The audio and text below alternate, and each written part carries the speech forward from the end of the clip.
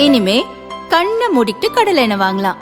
ஏன்னா மந்த்ரா கடலை எண்ணெய் இதயத்தின் தயாரிப்பு. வறுக்க பொரிக்க ஏன் எல்லா சமையலுக்கும் மந்த்ரா தான். மந்த்ரா கடலை எண்ணெய், அபார ருசி, ஆரோக்கியமான உடல் நலம். வணக்கம். செய்தி சுருக்கம். 5வது நாளாக தொடரும் போர், 1000க்கும் மேற்பட்டோர் மரணம். ஈரானில் 24 மணி நேரத்தில் 104 இடங்களில் தாக்குதல். ஈரான் இஸ்ரேல் இடையிலான போர் 5வது நாளாக இன்றும் தொடர்கிறது. இஸ்ரேல் அமெரிக்க கூட்டுப்படைகள் ஈரானில் தொடர்ந்து ஏவுகணைகள் மூலம் வான்வழி தாக்குதலை நடத்தி வருகிறது. இந்த தாக்குதலில் ஈரான் உச்ச தலைவர் கமேனி கொல்லப்பட்டார். அதற்கு பதிலடியாக இஸ்ரேல் மீதும் பஹ்ரைன், ஐக்கிய அரபு அமீரகம், குவைத், கத்தார் போன்ற அமெரிக்காவின் நட்பு நாடுகள் மீதும் ஈரான் தீவிர தாக்குதல் நடத்தி வருகிறது. கமேனி கொல்லப்பட்ட போது அவரது மகள், மருமகன் மற்றும் பேத்தி ஆகியோரும் கொல்லப்பட்டனர். படுகாயமடைந்த கமேனியின் மனைவி மன்சவுரை கோஜிஸ்தே பாகர்சாதே மருத்துவமனையில் சிகிச்சை பெற்று வந்த நிலையில் இறந்தார். இராணுவ அமைச்சர் அமீர் நசீர்சாதே மற்றும் முக்கிய இராணுவ உயரதிகாரிகள் பலரும் கொல்லப்பட்டனர். அமீர் நசீர்சாதே மரணத்துக்கு பின் புதிய இராணுவ அமைச்சராக மஜித் பின் அல்ரஸா பதவியேற்றார். ஆனால் பதவியேற்றுக் கொண்ட 24 மணி நேரத்தில் அவரும் கொல்லப்பட்டார். இப்படி ஈரானின் உயர்மட்ட தலைவர்கள் மற்றும் அதிகாரிகளை இஸ்ரேல் அமெரிக்க படைகள் கூண்டோடு காலி செய்ததால் ஆவேசமடைந்த ஈரான் ட்ரோன் மற்றும் ஏவுகணைகள் மூலம் கடும் பதிலடி கொடுத்து வருகிறது. ஈரான் தாக்குதலில் இஸ்ரேல் வீரர்கள் 11 பேரும் அமெரிக்க வீரர்கள் 6 பேரும் இதுவரை உயிரிழந்துள்ளனர். இந்நிலையில் ஈரானில் 1000க்கும் மேற்பட்ட அப்பாவி பொதுமக்கள் உயிரிழந்திருப்பதாக அதிர்ச்சி தகவல் வெளியாகியுள்ளது. இந்த தகவலை அமெரிக்காவைச் சேர்ந்த HRANA என்ற மனித உரிமைகள் அமைப்பு தெரிவித்துள்ளது.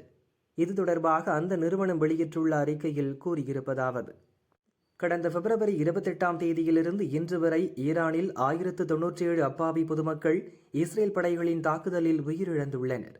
10 வயதுக்குட்பட்ட 181 குழந்தைகளும் இதில் அடங்குவர். இந்த தாக்குதலில் காயமடைந்தவர்களின் எண்ணிக்கை 5000ஐ கடந்துள்ளது. 5 நாட்களில் 100 குழந்தைகள் உட்பட மொத்தம் 5402 பேர் காயமடைந்துள்ளனர். கடந்த 24 மணி நேரத்தில் மட்டும் ஈரானில் இராணுவ மையங்கள், மருத்துவமனைகள், குடியிருப்பு கட்டடங்கள் என மொத்தம் 104 இடங்களில் தாக்குதல் நடத்தப்பட்டுள்ளன என அந்த அறிக்கையில் தெரிவிக்கப்பட்டுள்ளது. துபாயில் உண்மை நிலவரம் என்ன? தமிழர்களின் அனுபவம் இதுதான். பத்திரமாக தாயகம் திரும்பிய 336 பேர். ஈரான் மீது இஸ்ரேலும் அமெரிக்காவும் சேர்ந்து தாக்குதல் நடத்தி வருகிறது. இதற்கு பதிலடி கொடுக்கும் வகையில் அரபு நாடுகளில் உள்ள அமெரிக்காவின் படைத்தளங்கள் மீதும் இஸ்ரேல் மீதும் ஈரான் தாக்குதல் நடத்தி வருகிறது. கடந்த சனி முதல் சண்டை நடந்து வரும் நிலையில் மத்திய கிழக்கு நாடுகளின் வான் எல்லைகள் மூடப்பட்டன. இதனால் துபாய், அபுதாபி, சார்ஜா, தோஹா, மஸ்கட், குவைத் சிட்டி உள்ளிட்ட நகரங்களில் இருந்து விமான சேவை நிறுத்தப்பட்டது. துபாய் விமான நிலையம் மீதும் ஈரான் ட்ரோன் தாக்குதல் நடத்தியது. இதனால் ஆயிரக்கணக்கான பயணிகள் துபாய் ஏர்போர்ட்டில் சிக்கி தவித்தனர்.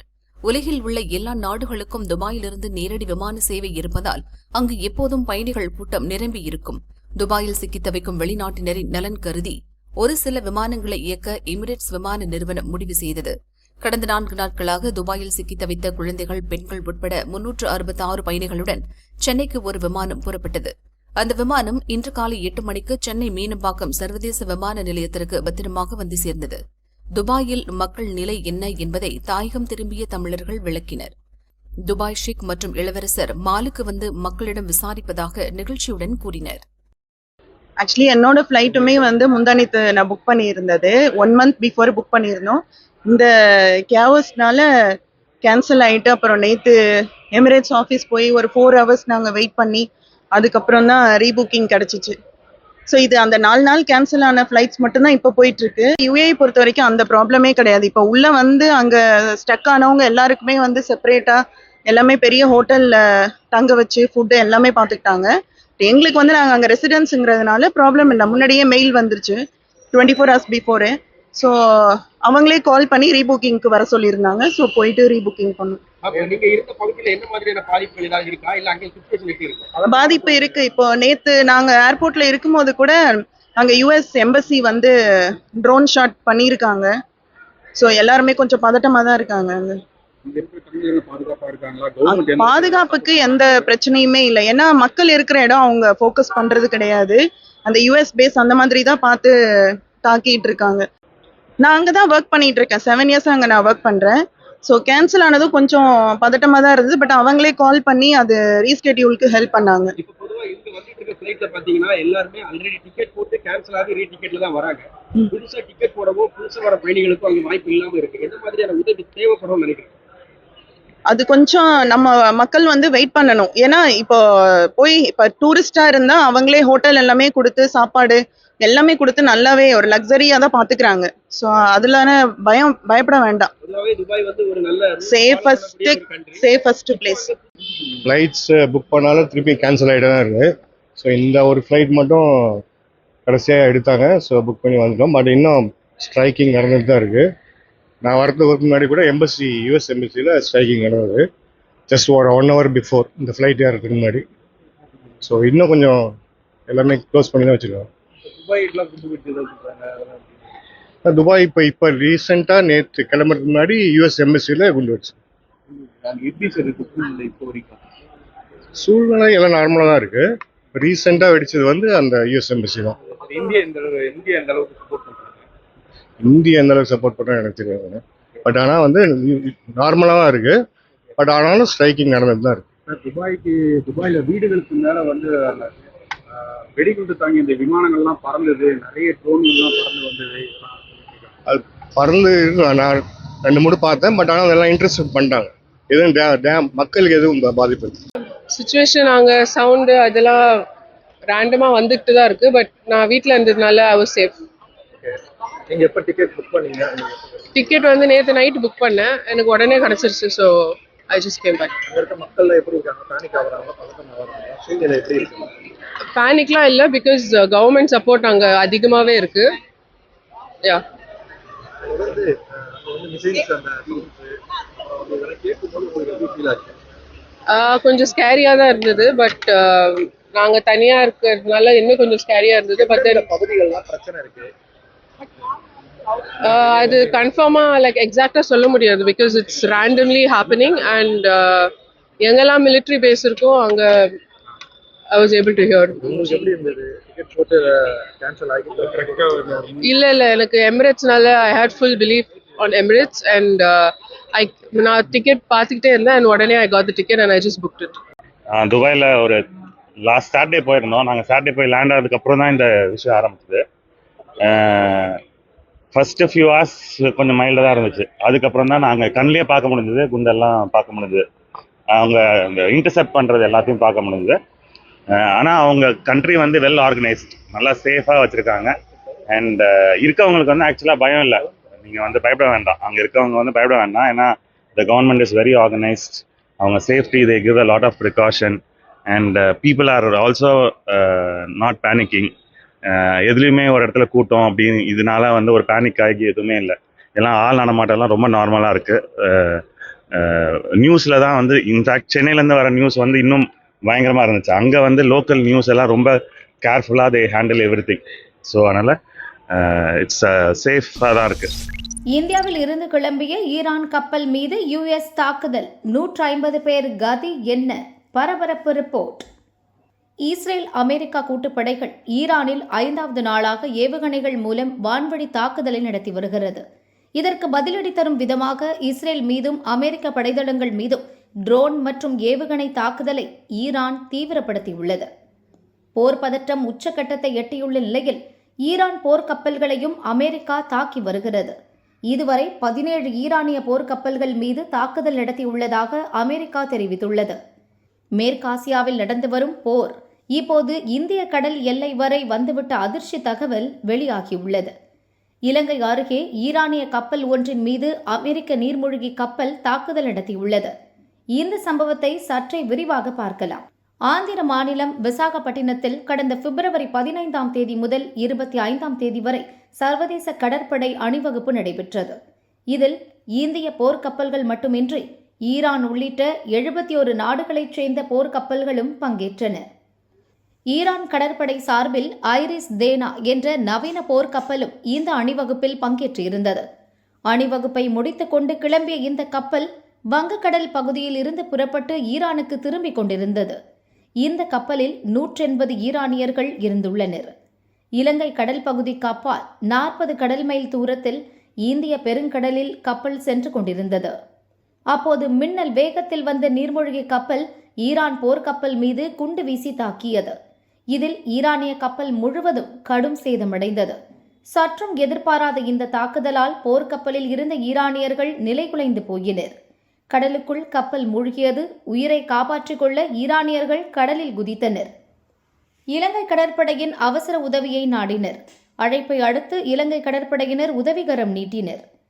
இலங்கையின் 2 கடற்படை கப்பல்கள் மற்றும் ஒரு விமானத்தில் சம்பவ இடத்திற்கு விரைந்து சென்று மீட்பு பணியில் ஈடுபட்டனர். கடலில் தத்தளித்துக் கொண்டிருந்த ஈரானிய மாலுமிகளை மீட்டனர்.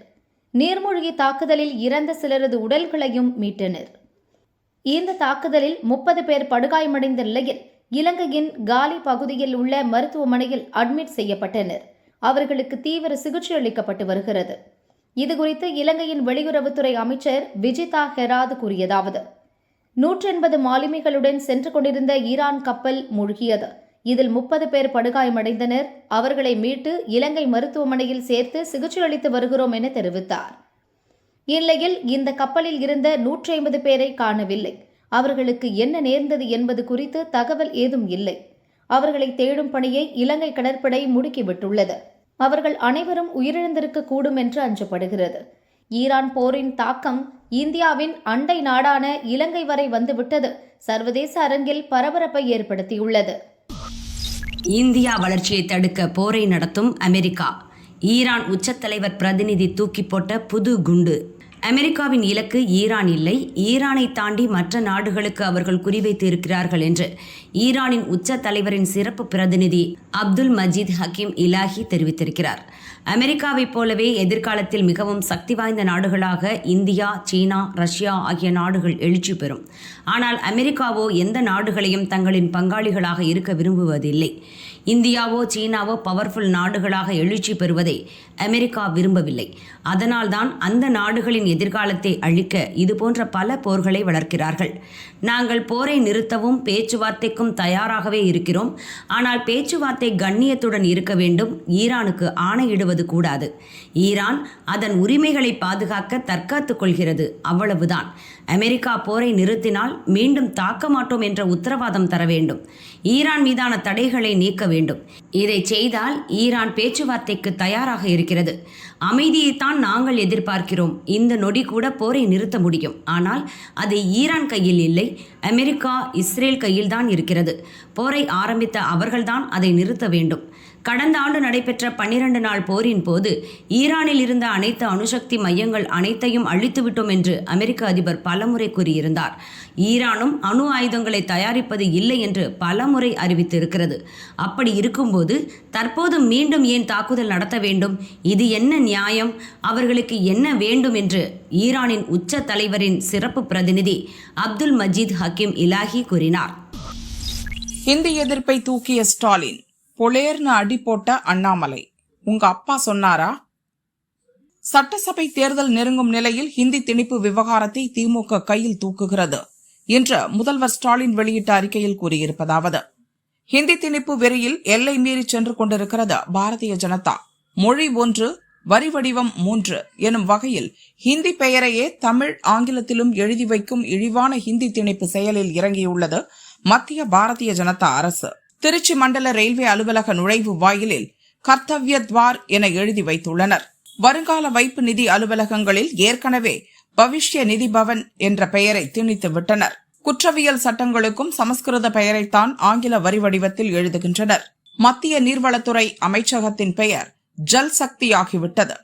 மகாத்மா காந்தி 100 நாள் வேலை திட்ட பெயர் மாற்றத்திலும் இதே வேலையைத்தான் காட்டினார்கள். கொட்டமும் ஆணவமும் கூடிக்கொண்டே போகிறது. தமிழர்களின் சுயமரியாதையை சீண்டி பார்க்கும் இவர்களுக்கு சரியான பாடம் புகட்ட வேண்டும்.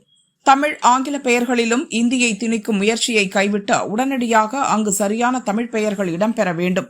இல்லையென்றால் தமிழர்களின் சூட்டை மத்திய பாரதிய ஜனதா அரசு உணர வேண்டி இருக்கும் என எச்சரிக்கை விடுக்கிறேன் என ஸ்டாலின் அறிக்கையில் கூறியுள்ளார்.